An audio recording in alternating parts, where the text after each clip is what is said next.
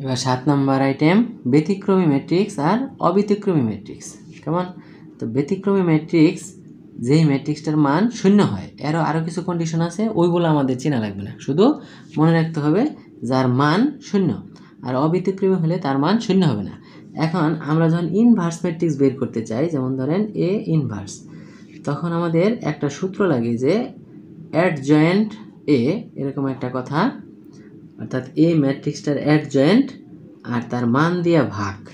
এখন প্রশ্ন হচ্ছে ওই ম্যাট্রিক্সটার মান যদি শূন্য হয়, তাই না, মানে ম্যাট্রিক্সটার মান শূন্য মানে কি নির্ণায়কের মান শূন্য, তাই না?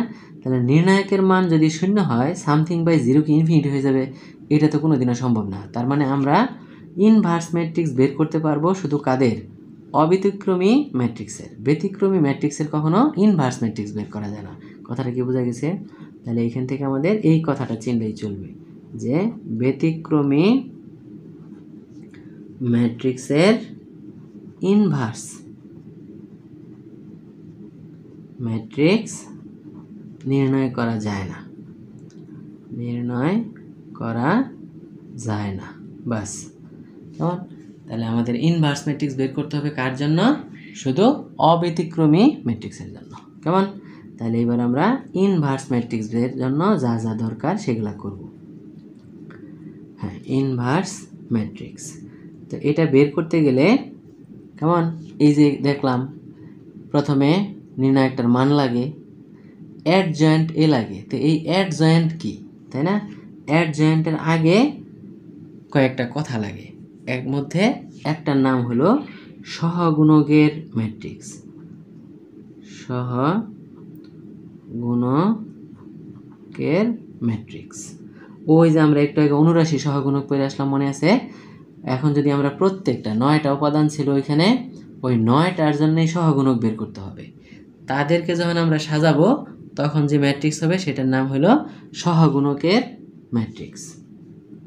এখন এই সহগুণকের ম্যাট্রিক্সটারে সারিরে কলামরে সারি বানাই দিলে সেটাকে বলা হবে ট্রান্সপোজ। কেমন? তাহলে নাম কি তার?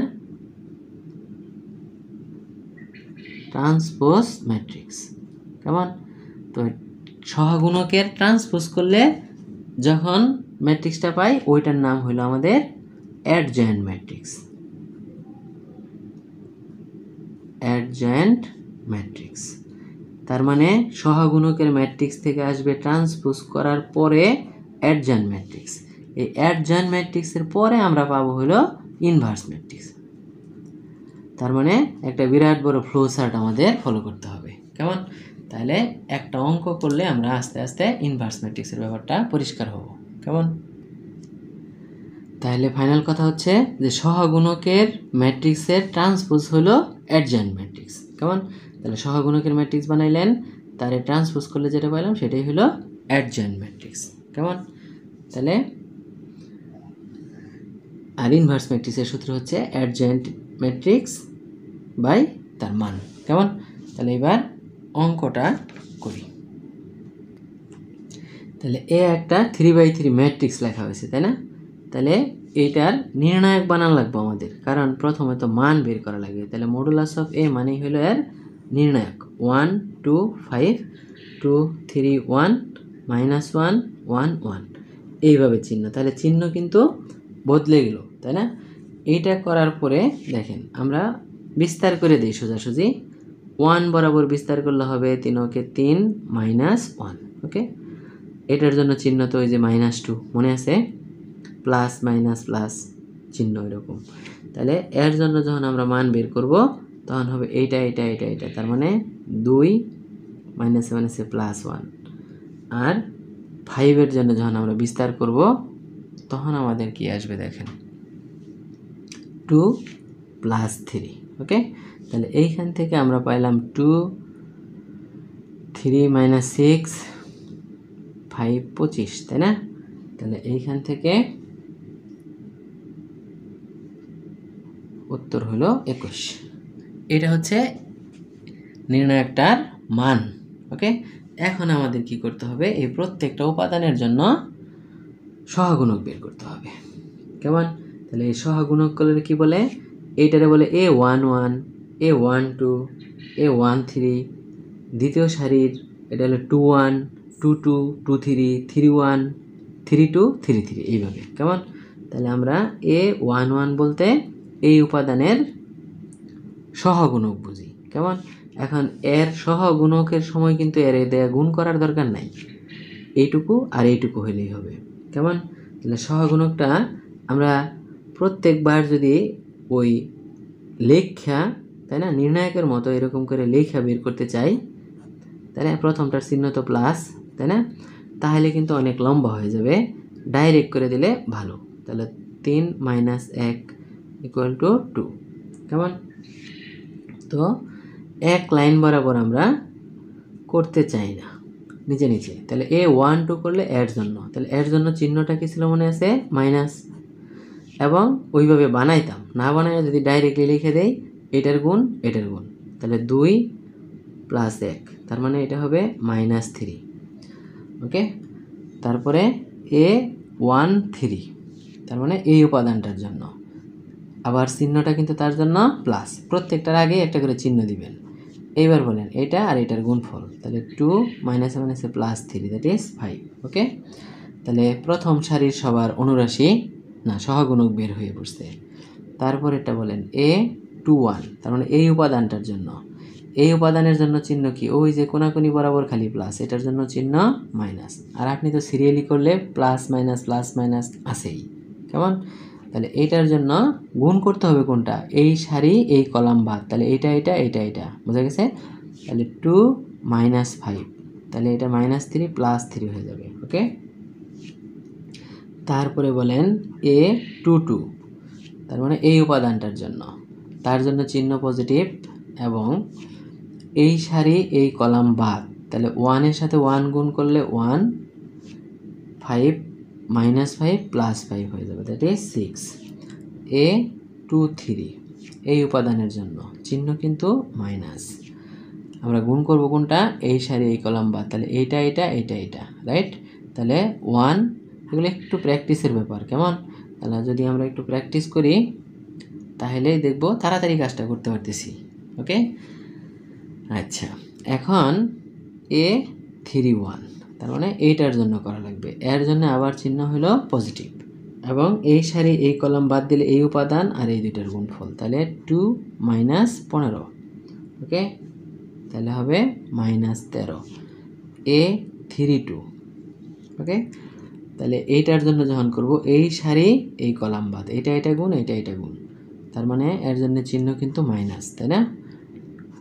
ওকে, তাহলে আবার বলেন এটার জন্য বের করতেছি, এই সারি এই কলাম বাদ, এটা গুণ, তাহলে এককে 1 - 10 দ্যাট ইজ 9 + 9। এখন হিসাব যেহেতু মেলাগুলা, একবার একটা এরর হয়ে গেলে তখন দেখবেন পুরাটাই গেছে। কেমন? তাহলে শেষটা এই সারি এই কলাম বাদ, এই গুণ 3 × 3, তাই না, তার জন্য চিহ্ন কিন্তু +3 - 4, তাহলে এটা উত্তর হলো -1। এখন দেখেন এই যে আমরা সহগুণকগুলো পাইলাম, ওই যে বলছিলাম যে ইনভার্স ম্যাট্রিক্স বের করতে গেলে প্রথমে বের করতে হবে কি? সহগুণকের ম্যাট্রিক্স। কেমন? সেটা হলো এই যে উপাদানগুলো সিরিয়ালি লিখতে হবে, উল্টাপাল্টা করলে আবার ঝামেলা। এটা দ্বিতীয় পজিশনটা এইখানে ছিল -3, এটা হলো এই পজিশনেরটা। কেমন? তারপরে 21 এইখানে, 22 এটা, 23 -3। কেমন? তারপরেরটা 31 -13, পরে হলো 9 -1।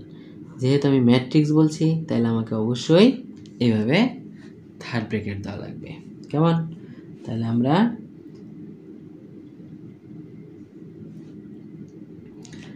সহগুণকগুলির ম্যাট্রিক্স পাই ফেলাইছি। কেমন? এখন এটারে আমরা ট্রান্সপোজ করলে যেটা পাবো সেটার নাম হলো অ্যাডজয়েন্ট ম্যাট্রিক্স। তাহলে অ্যাডজয়েন্ট ম্যাট্রিক্স, কেমন? সেটা ইকুয়াল টু কী হবে বলেন, তাই না? তাহলে 2 - 3 5, ওকে, সারিরে কলাম বানিয়ে দিতে হবে। তাহলে এই সারিটারে 3 6 -3, আর এটা হবে -13 9 -1। ওকে, তাহলে ওরে আমরা ট্রান্সপোজ করে দিলাম, হয়ে গেল। কেমন? এইবার আমরা ইনভার্স ম্যাট্রিক্স বের করব, তাই না? তাহলে ইনভার্স ম্যাট্রিক্স, তাহলে এ ইনভার্স ইকুয়াল, এখন আমাদের অ্যাডজয়েন্ট ম্যাট্রিক্স এটা বাই ওটার মান, তাই না? এখন এটা বসান, আর এর মান পাইছিলাম আমরা কত? 21। তাহলে নিচে 21 দিয়ে ভাগ করা আর 1/21 পাশে লিখে দেওয়া একই কথা, তাই না? লেখা এখন যেটা অ্যাডজয়েন্ট ম্যাট্রিক্স সেটা তো পাইছিলাম আমি, এটা এখানে খালি বসাই দিব। কেমন? তাহলে আমাদের উত্তরটা হয়ে যাবে। এখন কেউ যদি চায় যে 1/21 দিয়ে কোনো একটা সারি, এটা কি নির্ণায়ক না ম্যাট্রিক্স বলেন তো আমায়? ম্যাট্রিক্স। তাহলে এটা দিয়ে যদি আমরা গুণ করি তাহলে ভিতরের প্রত্যেকটা উপাদানকে কিন্তু আলাদা আলাদা করে গুণ করতে হবে। কেমন? তাহলে এটা আমাদের করার কোনো দরকারই নেই, অত রিস্কে, তাই না? তাহলে এইখানে আমরা খালি ওটা বসাই দিলেই হয়তো। আমি একটু ছোটো করে লিখি, 2 - 3 5 3 6 -3 -13 9 -1। কেমন? তাহলে এইভাবে আমাদের একটা ইনভার্স ম্যাট্রিক্স বেরিয়ে গেল। তাহলে এই ম্যাট্রিক্স নির্ণায়ক চ্যাপ্টারে সবচাইতে বড় অঙ্ক হলো একটা ইনভার্স ম্যাট্রিক্স নির্ণয় করা। কেমন? কারণ এইখানে ম্যাট্রিক্সেরও কাজ আছে, নির্ণায়কেরও কাজ আছে, 2 চ্যাপ্টার মিলাই এক অঙ্ক। কেমন? এই জন্য আমাদের একটু লম্বা করে কাজগুলো করতে হয়। ওকে, তাহলে এরই সাথে ম্যাট্রিক্সেরও নির্ণায়কেরও আলোচনা শেষ। এরপরে খালি আমরা অঙ্কগুলো করব, তাহলে হবে। কেমন? ওকে, তাহলে এগুলো একটু চেনার চেষ্টা করেন। ধন্যবাদ।